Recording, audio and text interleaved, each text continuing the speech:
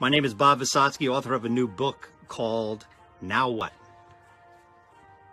Real world advice for graduates. Today, I'd like to share some words of wisdom and inspiration for your transition into the real world. I have worked in the media industry, running radio stations nationwide for over 30 years, and I've interviewed many recent graduates that simply weren't shown the way to the real world.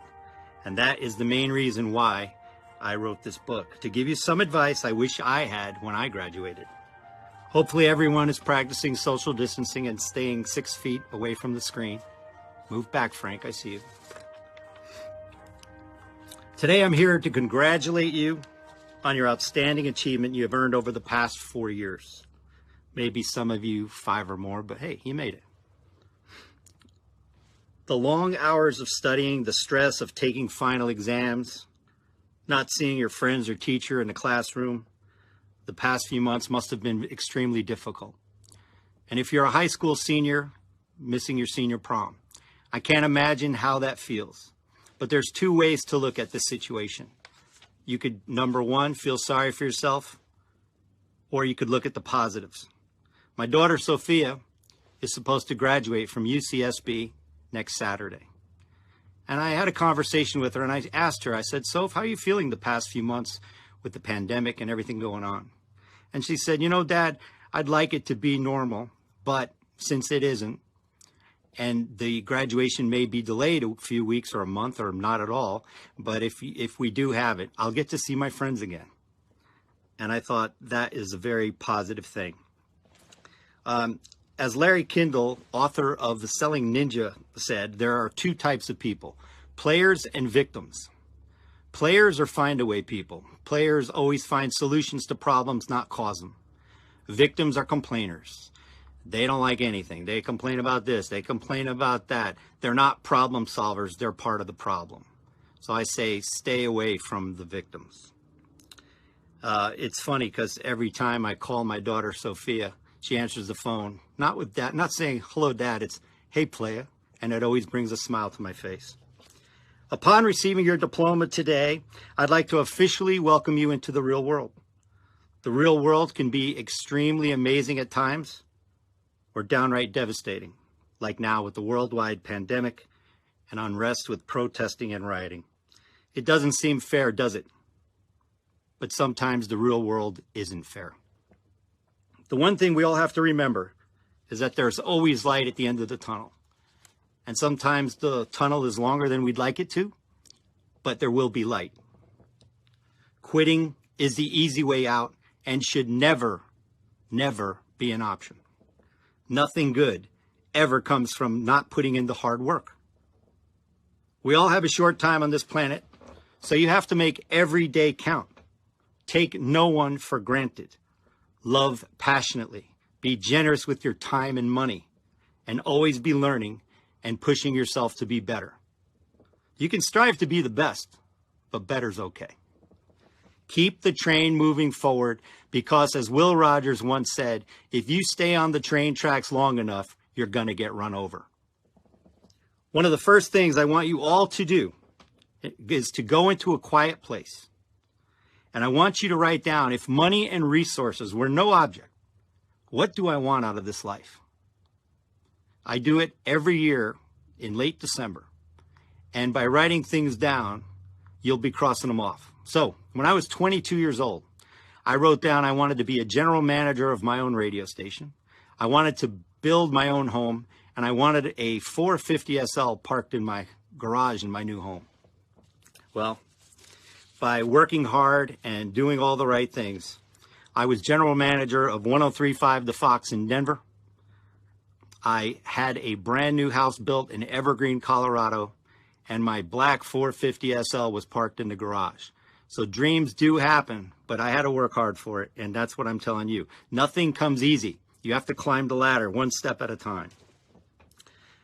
Cross off the ones that you've accomplished and fill the page with new goals every year. Like I said, have mentors for every aspect of your life. Parents being number one. Did you hear me? Parents being number one. Hire a financial planner, business coach, great attorney, accountant, a relationship specialist, and a psychologist if needed. There are always people smarter, richer, and stronger than you, so learn from the best. When my eldest daughter, Demi, was 4 years old, she's 29 now. When she was 4 years old, I asked her, I said, if you could be anyone in this world, who would you want to be? You know what her answer was? I want to be Demi, which put a smile to my face. So, ladies and gentlemen, never apologize for who you are, because everyone on this virtual commencement is special. Believe in yourself and celebrate why you are unique. Learn from the best, but always be yourself. Never let anyone or any company define you or get in the way of your career. If you become a leader, I was always told it was a must factor to have people smarter than you on your team. I challenge that theory and say, you want people with the same goals, but different ways of getting there. Let me repeat that.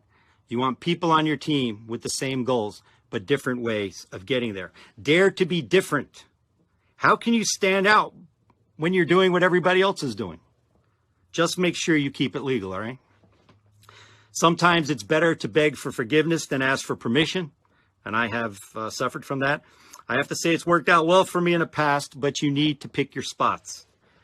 We were about to launch a brand new radio station in Los Angeles, and my team wanted to call it Mega 100 LA's Jammin' Oldies. We got some pushback from corporate, and they said that K-Earth had that oldies position and they didn't want us to use it. Well, my team was convinced that this was the right thing to do, so I went to the president of the company, and I showed him the plan, I showed him the revenue potential, and he said, Bob, if it doesn't work out, it's your ass. Well, I'm glad to say that the first year we went from 7.4 million to 28 in just 2 years. Sorry about that. And my ass, as big as it is safely intact now. So that all worked out. What did I get out of that? I got promoted to be market manager of 6 of the top rated radio stations in Los Angeles. So 95% of everything amazing in my life came from thinking differently, taking risks, and trusting my gut. Nothing great comes out of your comfort zone. Be creative. Challenge the status quo. Be audacious. As Simon Sinek, a motivational speaker, once said, start with why. And be as audacious as you can, because there's less traffic up there. So the more crazy things you think of, most people are right here at the middle or below that. So I say reach for the stars. He also discusses that what and how aren't as important as why. So the first thing I ask in an interview is, why should I hire you? And you should always have a 60-second elevator pitch about what you bring to the table. Another favorite interview question I ask is, what's your claim to fame thus far you've been on the planet? And I'll tell you a funny story. I was in Oxnard, Ventura as market manager. And this lady came into my office, and we were just about done with the interview. And I said, what's your claim to fame so far you've been on this planet? She looked at me and she goes, I defeated Ken Jennings in Jeopardy. Ken Jennings was the longest running winner of Jeopardy, and she beat him. I didn't hire her, but that was a great answer. Don't worry about things you cannot control. If you Google what actually happens of what you worry about, over 90% doesn't happen. So why don't you stop worrying and start living? When I was in the dating world in high school and college, I always asked the best looking girls out with the best personalities. Not because I was shallow. Okay, maybe I was a little shallow. But because other guys lacked the confidence to ask them out. They played with what my father called scared money. How many times have you heard someone say, I'm going to pitch that job, but I probably won't get it? Guess what? You aren't. And please don't ever admit to me that you cannot sell or you hate selling. You're always selling. The way you dress, the way you speak, the way you present yourself, it's all selling. How will you ever get a mate or a job if you don't sell yourself? If you don't like the word selling, use attracting. People buy you first and your products second. So give reasons why they need you and your product or service. If during your school years you didn't have a job to put on your resume, maybe you were on a competitive sports team or you had excellent grades, you had a positive attitude, you can multitask, you work well with others, you're a problem solver. Put all that on your resume. I want to know why I should hire you. You're not judged by your resume alone.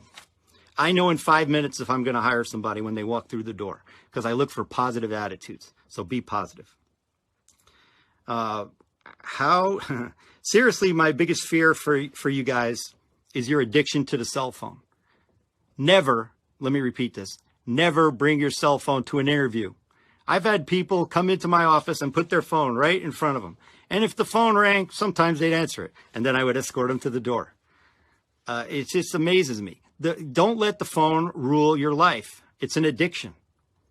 And I'm telling you, I don't know how you guys text and drive.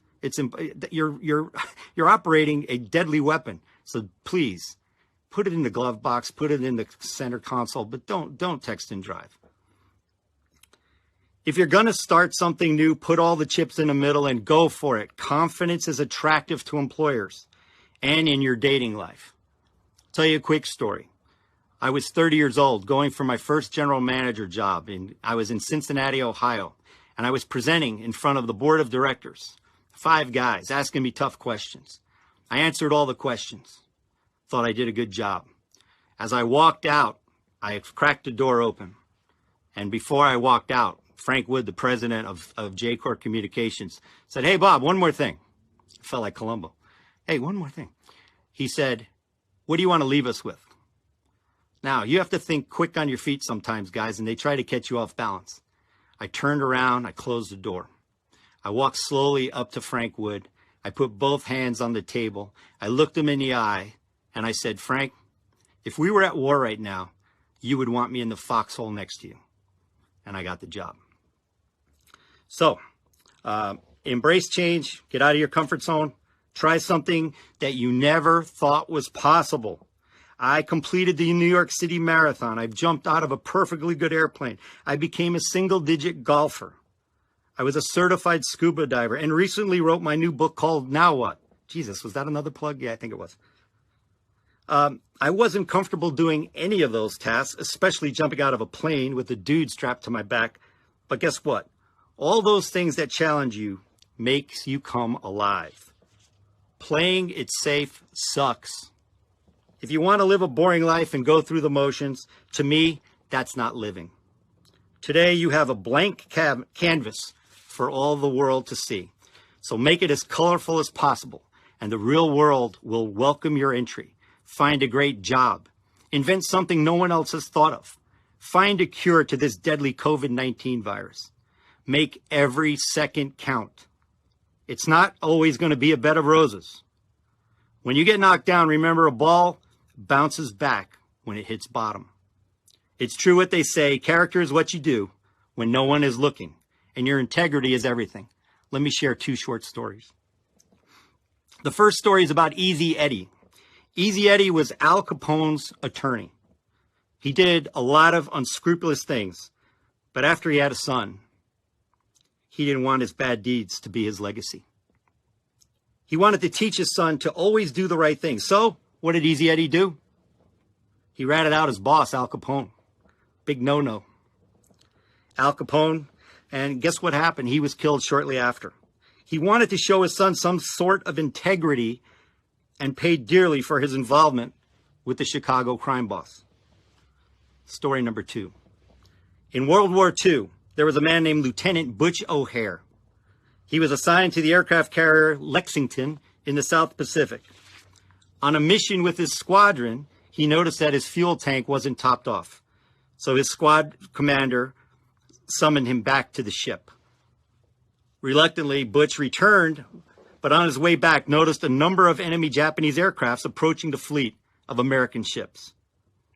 Low on fuel and having no regard for his own safety, he did whatever he had to do to divert the airplanes. The film from his gun camera at the return to the ship showed he shot down 5 enemy aircraft and diverted the rest of the Japanese squadron away from the American fleet. A year later, he was shot down and unfortunately killed at the age of 29. The people of Chicago could not allow his memory to fade, so they named Chicago O'Hare Airport in his honor. So you're asking, what is the moral of this story? Well, Lieutenant Butch O'Hare was Easy Eddie's son. In conclusion, always take responsibility. Share your wins, but take full responsibility for your losses. Never share blame with others if you are in charge. Be decisive in your decision-making process, because an indecisive leader lacks followers. An indecisive leader lacks followers. I'd rather you make a bad decision than not one at all. Graduates of the class of 2020, this is your time. Thank all the people that have supported you during the journey, your parents, your family, your friends, and especially thank your teachers. Dream with your eyes wide open, so you can see what you want. Cherish the friendships you made during your high school and college years, and believe in yourself, because I believe in all of you. Godspeed, graduates of 2020. You've all been marked present, and thank you for listening.